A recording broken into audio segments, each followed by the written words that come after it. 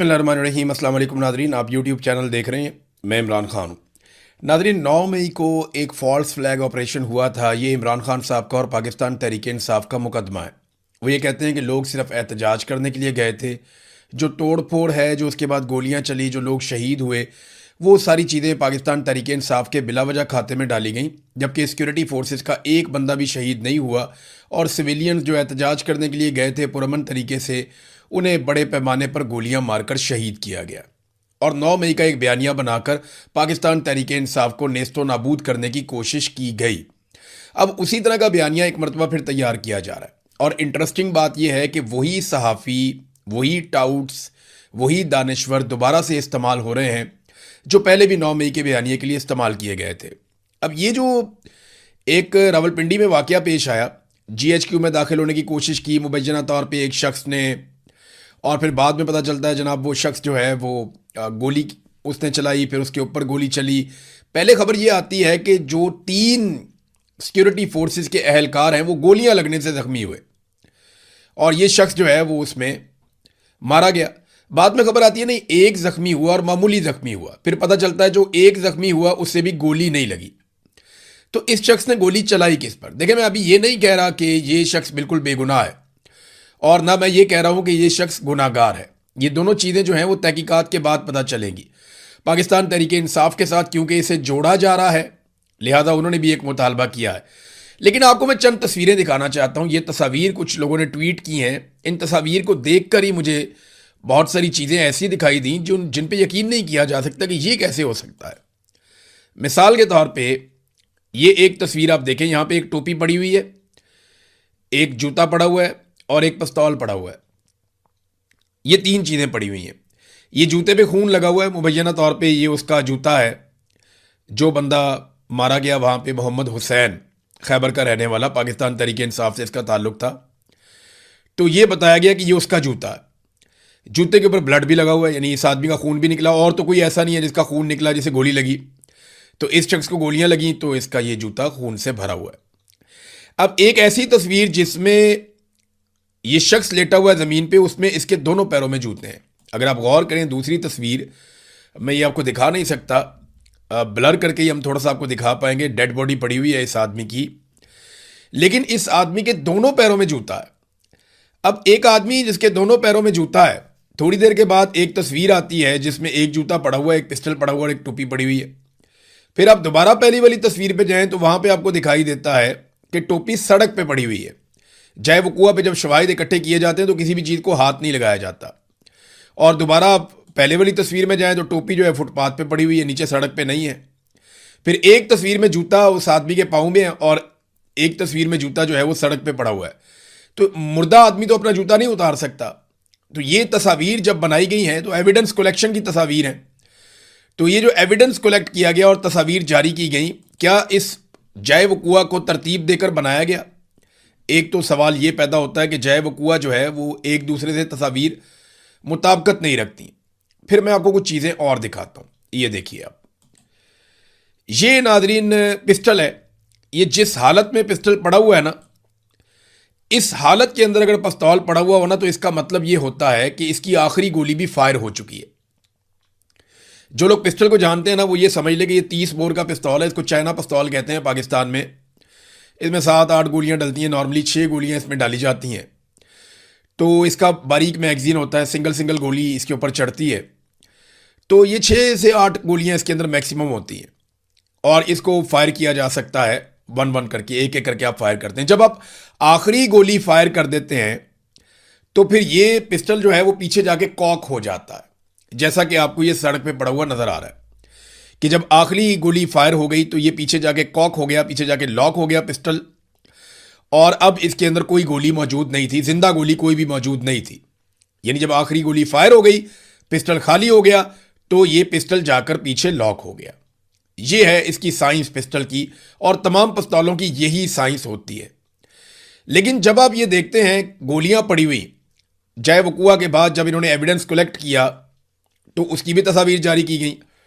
तो अगर आप गोलियों को देखें तो 5 जिंदा गोलियां मौजूद हैं। जिंदा गोलियां उन्हें कहते हैं जो भी चलाई नहीं गई, जिनको फायर नहीं किया गया, एक छोटे से कप के अंदर। और जो दूसरा जार है छोटा सा, उसके अंदर एक गोली मौजूद है जो 9mm की गोली है जो फायर हुई है इस पिस्टल से। जबकि पिस्टल का जो मैगजीन है उसको अगर आप गौर से देखें तो उसके अंदर भी गोली। अब बात समझ नहीं आ रही कि यहां पिस्टल खाली पड़ा हुआ है, मैगजीन के अंदर फिर भी गोली है, पिस्टल पीछे जाके कॉक हो गई। ये सारी चीजें एक दूसरे से मैच ही नहीं करती हैं। जो आदमी थोड़ा सा भी पिस्तौल को समझता है, जो आदमी थोड़ा बहुत भी असलहे के बारे में जानता है, वो हैरान हो जाएगा कि भाई ये कैसा जाए वकूआ है कि एक गोली चलने के बाद बाकी गोलियां मैगजीन में है और पिस्टल जो है वो पीछे जाके लॉक हो गया और एक गोली का सिर्फ खौल मौजूद है। और वहां पे जो बाकी खौल मौजूद हैं वो बड़ी गन के हैं। यानी वो मैं उसको एग्जैक्टली इतना करीब करके देखने के बावजूद भी पहचान नहीं पाया, लेकिन मुझे ऐसा लगता है जैसे वो जो खौल हैं वो क्लाशनकोफ गन के, या आप समझ लिया एसएमजी गन के, वो दूसरी गन के खौल हैं, वो इसके खौल नहीं है, बड़ी गन के खौल हैं। यानी वो राइफल के खौल हैं जो बाकी मौजूद हैं वहां पे।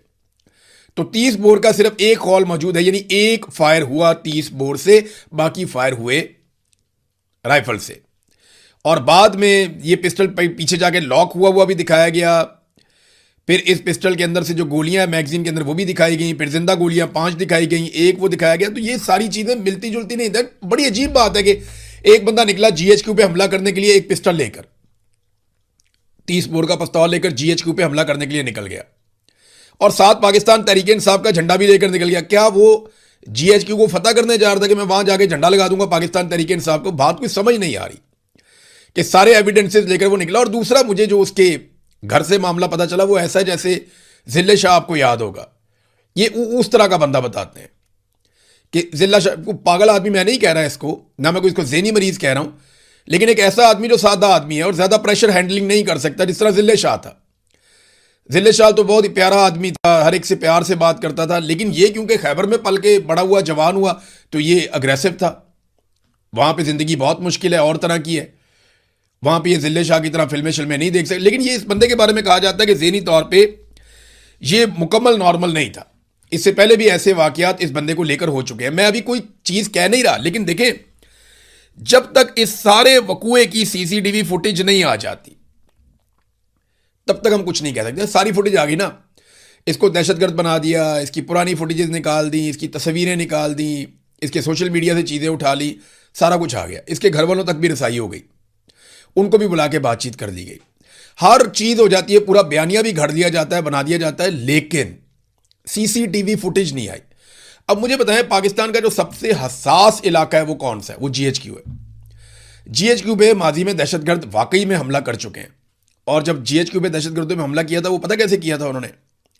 वो गोलियां चलाते हुए उल्टे चल रहे थे, वो यूनिफॉर्म में आए थे और उन्होंने धोखा ये दिया कि वो बाहर की तरफ बिला वजह गोलियां चलाते हुए उल्टे, यानी बैक साइड से वो यूं उल्टे चलते चलते, तो वो सिक्योरिटी फोर्सेज वाले समझे कि हमारे अपने फोर्सेज के लोग हैं जो बाहर से आने वाले दहशतगर्द का मुकाबला कर रहे हैं, तो उनके लिए जगह खुलती चली गई और वो बैक चलते चलते चलते चलते जीएचक्यू के अंदर दाखिल हो गए और वहां पे उन्होंने काफ़ी नुकसान किया था।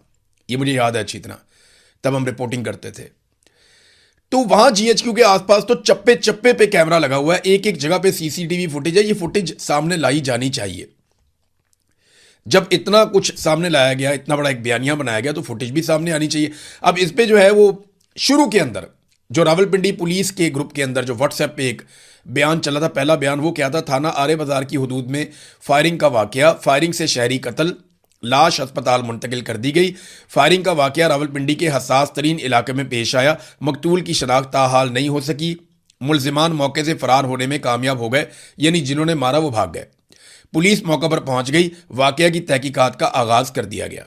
ये पहली खबर जो दी गई उसके अंदर वो ये दी गई व्हाट्सएप ग्रुप के अंदर। लेकिन फिर आहिस्ता आहिस्ता पता चला ये पाकिस्तान तहरीक इंसाफ का कारकुन है, ये झंडा लेकर आया हुआ था, जीएचक्यू पे हमलावर था, इसके बाद एक पिस्तौल था, और ये सारी चीज़ें कोई जितने शवाहिद नहीं, यानी हर वो चीज़ चाहे वो कुआ से मिली है जो पाकिस्तान तहरीक इंसाफ को जीएचक्यू पे हमले का मुलजिम या मुजरिम बना सकती है। यानी सादी बात मैं करूँ तो इसको आप ऐसे ले लें कि हर चीज़ वहाँ पहुँचाई गई या पहुँच गई खुद से, जिसके ज़रिए से पाकिस्तान तहरीक इंसाफ को इस मामले से जोड़ा जा सके। बज़ाहिर तो अब यही दिखाई देता। पाकिस्तान तहरीक इंसाफ ने मौक़िफ़ दिया है मोहम्मद हुसैन के बारे में। पाकिस्तान तहरीक इंसाफ एक पुरअमन आइनी और जमहूरी जद्दोजहद पर यकीन रखने वाली जमात है। पार्टी ने हमेशा अपने सियासी और जमहूरी मकासद के लिए पुरअमन जद्दोजहद का रास्ता इख्तियार किया है। रावलपिंडी में पेश आने वाला वाक़या अफसोसनाक है, इंतहाई तशवीशनाक है। गैर जानिबदाराना, शफाफ और जुडिशल तहकीकात का हम मुतालबा करते हैं ताकि असल हक़ाइक़ कौम के सामने लाए जा सके। किसी बेगुनाह फ़र्द या सियासी जमात को महज इल्ज़ामात और सियासी मफादात की बुनियाद पर जिम्मेदार ना ठहराया जाए। पीटीआई तशद्दुद की हमायत नहीं करती और ना ही ऐसे इक़दामात को अपनी सियासी जद्दोजहद का हिस्सा समझती है। अगर कोई फ़र्द कानून शिकनी में मुलव्वस है तो इसके खिलाफ कानून के मुताबिक कार्रवाई होनी चाहिए। तहम तहकीकात मुकम्मल होने से पहले किसी सियासी जमात या इसके कारकुनान पर इल्ज़ाम आयद करना काबिल कबूल नहीं है। फिर उन्होंने कहा कि नून लीग, जिसकी सियासी तारीख में माजी के पुरतशद्दुद वाक़यात और गुल्लू भट्ट जैसे किरदारों का हवाला दिया जाता है, उसकी जानिब से वाक़े के फ़ौरन बाद सियासी इल्ज़ामात आयद करना, चंद मिनटों के अंदर प्रेस कॉन्फ्रेंस के जरिए एक मखसूस बयानिया कायम करने की कोशिश करना कई संजीदा सवालात को जन्म देता है। मुकम्मल तहकीकात की जाए, शवाहिद के असूल और हक़ाइक़ के तयन से पहले इतनी जल्दी में कोई सियासी नतीजा अखज़ ना किया जाए, इसकी ज़रूरत क्यों पेश आई, ये भी उन्होंने सवाल किया। और देखें, सीसीटीवी फुटेज के बारे में पाकिस्तान तहरीक इंसाफ के लोगों ने बात की और बार बार बात की कि आप सीसीटीवी फुटेज इसकी निकालें और जो शवाहिद हैं और तहकीकात हैं वो आवाम के सामने लेकर आए और इसकी एक जुडिशल गैर जानिबदाराना इंक्वायरी करवाई जाए। अब ये इल्ज़ाम ना पहली दफ़ा नहीं लगा, पाकिस्तान तहरीक इंसाफ पे ऐसे इल्ज़ाम पहले भी लगते रहे हैं, ऐसे इल्ज़ाम ANP पे भी लगे हैं, ऐसे इल्ज़ाम पीपल्स पार्टी पे भी लगे हैं और जमातों में भी लगते रहे। मैं आपको एक खबर दिखाता हूँ, ये देखें आप, ये देखें, नवाज हुकूमत ने फौज से मुकाबले के लिए असलहे के 7 ट्रक तकसीम कर दिए। अंदाजा करें आप, ये नून लीग के खिलाफ अखबार में खबर छपी हुई है। ये फौज की जिससे भी लड़ाई हो जाती है ना, मिलिट्री एस्टेब्लिशमेंट की, वो उसको दहशतगर्दी बना देते हैं। ये नून लीग के खिलाफ खबर छपी है। नवाज हुकूमत ने फौज से मुकाबले के लिए असले के 7 ट्रक तकसीम किए, 50 नौजवानों को कबायली इलाके में दहशतगर्दी की तरबियत दी गई और आबीबी के फंड से रकूम फ्राहम की गई। सरदार मेहताब और सैफुर रहमान अहम किरदार थे। वजीर दाखिला मुइनुद्दीन हैदर ने मंसूबे की तस्दीक कर दी। माजी में नून लीग के ऊपर इस किस्म के इल्ज़ाम भी लगे कि इन्होंने 7 ट्रक असले के जो है वो तकसीम किए। ये तो अभी पीटीआई के ऊपर भी इल्ज़ाम लग रहे हैं, लेकिन बात यह है कि नून लीग की तो डील हो जाती है ना, इमरान खान बस डील नहीं करता। प्रॉब्लम यहाँ पे आ गई है। तो एस्टेब्लिशमेंट को एक लंबी इनिंग खेलनी पड़ेगी, एक लंबा मैच खेलना पड़ेगा इमरान खान साहब से। इतनी जल्दी तो जान नहीं छूटती और इमरान खान जान छोड़ने वाला है भी नहीं, ये हम सब जानते हैं। अलीमा खानम ने इमरान खान साहब की हेल्थ के हवाले से और उसके बाद कल के दिन में कुछ पैगाम दिए, मैं आपके साथ शेयर करना चाहूँगा, वो बहुत इंपॉर्टेंट है। उन्होंने कहा जी पीटीआई को इससे भी ज़्यादा करना चाहिए जितना वो कर रही है। मैं स्ट्रीट मूवमेंट के लिए गई तो मैंने देखा कि लोग बहुत गुस्से में हैं। करोड़ों लोग इमरान खान के साथ खड़े हैं। इमरान खान साहब को जल्द रिहा करवाएंगे इंशाअल्लाह। फिर इमरान खान साहब की बहन अलीमा खानम ने कहा कि तहरीक इंसाफ के रहनुमाओं ने कहा था कि मुलाकात करवा दें, सियासी गुफ्तगू नहीं होगी। उन्होंने कहा जी हम तीनों बहनों ने इस बात पे इत्तफाक किया है कि हम बाहर आकर कोई सियासी बातचीत नहीं करेंगे, आप हमारी इमरान खान साहब से मुलाकात करवा दें। फिर डॉक्टर उज़मा खानम ने कहा कि एजेंसी की मर्जी के बगैर जेल से कोई खबर बाहर नहीं आ सकती। हम तब यकीन करेंगे या तो इमरान खान हमें खुद बताएं या फिर डॉक्टर ऑफिशियली रिपोर्ट करें जैसे आंख की रिपोर्ट दी गई थी, वरना हम यकीन नहीं करेंगे। फिर उन्होंने कहा कि हमारे भाई का एक SOP है, हमने अपने भाई के साथ एक चीज़ तय कर रखी थी। ये अलीमा खानम ने कहा कि सेहत के मामले पर ज़ाती डॉक्टर या फैमिली के अलावा कोई बात नहीं करेगा। यहां हर एक ने मुंह खोल लिया है, जिन्होंने ये एजेंसियों की बातें शुरू की हैं अब वो जवाब दें। यहां तक कह दिया कि उनको जेल में ख़त्म कर दिया गया है। ये गालिबन वजात सईद खान साहब की खबर के हवाले से कह रही हैं। हम आपसे मौदबाना कह रहे हैं कि इमरान खान के ऊपर एजेंसियों का एजेंडा लेकर ऐसी बात ना करें। ये खबरें फैला रहे हैं कि कल को मुर्सी मॉडल अपना सकें। मुर्सी मॉडल मैंने आपको 2 दिन पहले एक वीलॉग में बताया था, वो आप वीलॉग निकाल कर ज़रूर सुनिएगा। आपको आइडिया होगा कि मोहम्मद मुर्सी को सीसी ने, जो वहाँ का फील्ड मार्शल था मिस्र का, उसने कैसे कत्ल किया मुबैना तौर पे, और कैसे उसके जवान बेटे को भी हार्ट अटैक में कत्ल किया गया और किस तरीके से उसने मिस्र पे कंट्रोल किया। इमरान खान बार बार कह चुके हैं कि आसिम मुनीर मुझे मुर्सी की तरह मार देगा, अल्लाह इमरान खान साहब की हिफाजत फरमाए।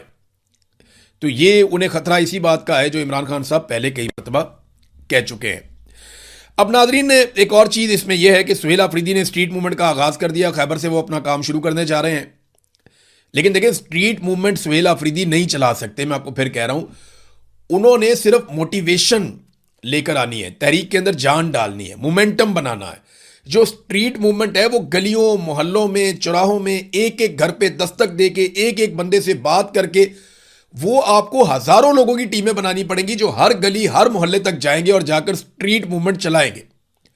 उसे कहते हैं स्ट्रीट मूवमेंट, जिसमें आप हर दरवाजा खटखटाते हैं, उसको बताते हैं कि ये मसला है, यहां तक मामला पहुंचा है, हमने इससे आगे बढ़ना है, क्या आप हमारे साथ चलेंगे। आप लोगों को रजिस्टर करते हैं, साथ शामिल करते हैं। इसको स्ट्रीट मूवमेंट की तैयारी कहते हैं। लेकिन उस हवाले से अभी तक हमें कुछ भी दिखाई नहीं दे रहा। लेकिन सुहेल अफरीदी साहब अपनी एक्टिविटीज शुरू करने जा रहे हैं। तहरीक इंसाफ ने यहां लाहौर में एक मरतबा फिर दरखास्त दे दी। उन्होंने कहा जी कि 14 अगस्त पे हम जलसा करना चाहते हैं। इससे पहले उन्होंने कहा जी 5 अगस्त को जलसा करना चाहते हैं, उन्हें इजाज़त नहीं मिली। अब वो 14 अगस्त को जलसा करना चाहते हैं। उन्होंने कहा जी हम जश्न आज़ादी के शाया निशान एक बड़ा इकट्ठ करेंगे, हम जलसा करना चाहते हैं, मीनार पाकिस्तान पे हमें इजाज़त दी जाए। चलिए अगर मीनार पाकिस्तान पे इजाज़त नहीं देते तो हमें किसी और मकाम पर लाहौर में इजाज़त दे दें जलसा करने की, हम जलसा कर लेंगे।